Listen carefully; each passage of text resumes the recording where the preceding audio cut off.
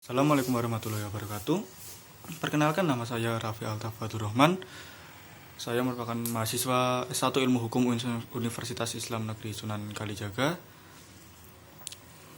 Masih dalam semester 3 dan pada pertemuan atau pada video kali ini saya akan menjelaskan mengenai isi dari pasal 18 Konvensi Wina tahun 1969 mengenai perjanjian internasional.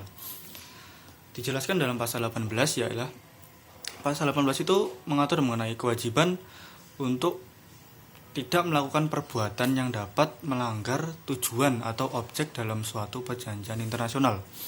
Nah, lantas pada kewajiban ini ditujukan pada siapa?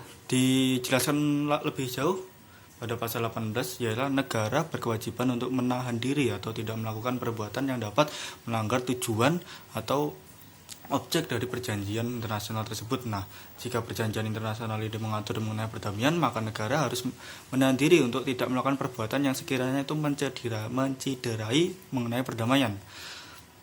Lantas syarat-syarat apa saja kan negara ini harus dikatakan harus menahan diri?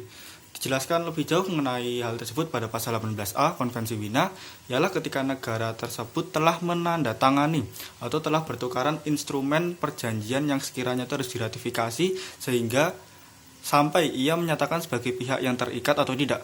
Jadi ketika negara tersebut telah menandatangani suatu perjanjian, ingat ini belum diratifikasi, namun hanya menyatakan atau telah menandatangani suatu perjanjian, negara tersebut sudah dianggap sebagai posisi yang sekiranya abu-abu atau tidak jelas. Nah, negara tersebut harus menahan diri untuk tidak melakukan perbuatan yang sekiranya mencederai tujuan dari perjanjian tersebut.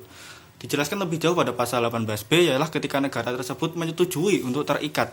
Ingat, ini hanya menyetujui untuk terikat, bukan meratifikasi. Jadi pada posisi ini negara ini masih belum jelas apakah sebagai pihak terikat atau tidak, hingga ia sambil menunggu berlakunya perjanjian tersebut.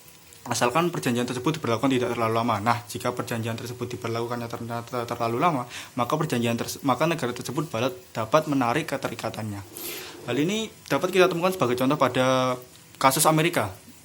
Ketika ia telah menandatangani perjanjian Statuta Roma pada 1998 yang pada ketika itu presidennya berupa Bill Clinton, dan ternyata pada pergantian presiden selanjutnya pada tahun 2001 sebelum Statuta Roma ini dijalankan pada 2002, pada saat itu George Bush menarik tanda tangan tersebut. Nah, jika kita aplikasikan pasal 18 ini kepada kasus tersebut, maka dalam kurun waktu 1998 sampai tahun 2001, Amerika dilarang melakukan perbuatan yang sekiranya itu melanggar tujuan dari Statuta Roma tersebut, sebagai misal genosida, pembunuhan massal, atau hal-hal yang mengenai kejahatan hak asasi manusia internasional.